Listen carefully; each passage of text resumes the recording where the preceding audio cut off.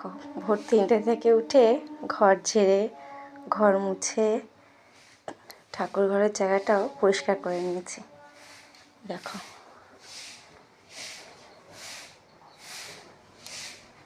বাইরে দেখো অন্ধকার, আমার শ্বশুরমশাই চাঁদ দিচ্ছে, চাঁদ দেখা যাচ্ছে এখনো। সকাল সকাল আমি আর আমার হাজব্যান্ড বেরিয়ে পড়ছি স্নান করতে গঙ্গায়। চলো তোমাদেরকে সকালবেলা গঙ্গার ভিউটা দেখাচ্ছি। বেরিয়ে পড়লাম গঙ্গার উদ্দেশ্যে ভোর 4টের সময়। না একটা মানুষ আছে না কোনো কুকুর আছে, দেখছো পুরো ফাঁকা রাস্তাঘাট। তাহলে চলো গঙ্গায় গিয়ে দেখা যাক কি হয়। এই যে 4:23 বাজে, এখন আমরা স্নান করতে এসেছি। ওই দেখো দেখা যাচ্ছে না হয়তো, তবে একটা মানুষ সবে নেমেছে, এখনো পর্যন্ত কেউ আসেনি। সবাই স্নান করে নিয়েছি, ঠান্ডাও লাগছে। ওই যে দূরে হাজব্যান্ড গাড়ি নিয়ে দাঁড়িয়ে রয়েছে। চলো বাড়ির দিকে রওনা দেওয়া যাক, দেখতে থাকো।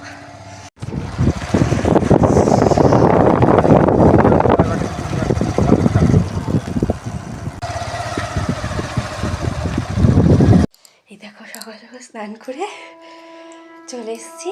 এবার শাড়ি ঠাড়ি পরে রেডি হয়ে পুজো বাটির দিকে জোগাড় করি। একটু একটু করে তোমাদেরকে ভিডিও করে দেখানোর চেষ্টা করছি।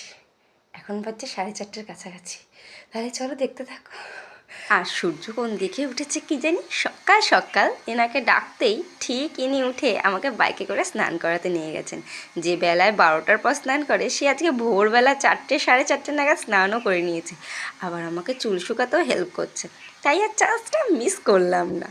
ঝটাপট শাড়িটা পরে আমি রেডি। এবার চলো পুজোর দিকে যাই। আচ্ছা আমাকে কেমন লাগছে কমেন্ট করে জানিও কিন্তু। এবার চলে আসলাম ছাদে। ছাদে তুলসীতলা পরিষ্কার করে এখানটাতে আলপনা দিয়ে প্রদীপ ধূপ তিনা সব কিছু দিয়ে ফুল জল দিয়ে সুন্দর করে সাজিয়ে গুছিয়ে রেখেছি। তখনও দেখছো ভোর হয়নি, কিন্তু পুরো চারিদিকটা অন্ধকার, তাই যতটুকু পেরেছি তোমাদেরকে দেখানোর চেষ্টা করেছি। আচ্ছা তোমাদেরও কি এইরকম নিয়ম আছে কাক ডাকার আগে এই সমস্ত কাজ করে নিতে হয়? তা সেটা আমাকে কমেন্ট করে অবশ্যই জানিও।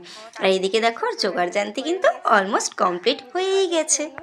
চলো কাজ মোটামুটি কমপ্লিট, এবার শুধু পুজোটা হবে, তোমাদেরকে পুজোটা দেখাবো।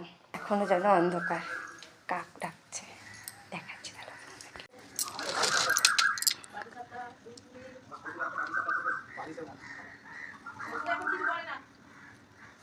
সকাল চা নিয়ে বসে পড়লাম, সবে 6টা বাজে, আজকে সকালের চা খাওয়া হয়ে যাচ্ছে। আমি কিন্তু আরও অনেক কিছু করেছি, তবে সব দেখাবো আমার নেক্সট ভিডিওর জন্য। একটু অপেক্ষা করো, তবে আজ আসি, বাই।